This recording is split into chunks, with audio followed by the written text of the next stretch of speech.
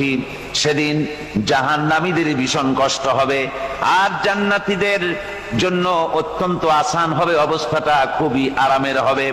নবীজি বলেন, এক ফরজ নামাজ, এক ওয়াক্ত ফরজ নামাজ আদায় করতে যে সময়টুকুন লাগে, কিয়ামতের মাঠের এই সময়, এত বড় বিরাট লম্বা সময়, জান্নাতীদের জন্য এরকম হালকা হয়ে যাবে।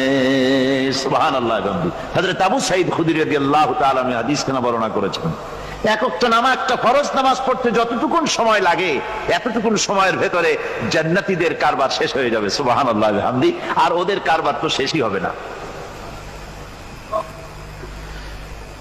وَيَوْمَ تَشَقَّقُ السَّمَاءُ بِالْغَمَامِ وَنُزِّلَ الْمَلَائِكَةُ تَنزِيلًا।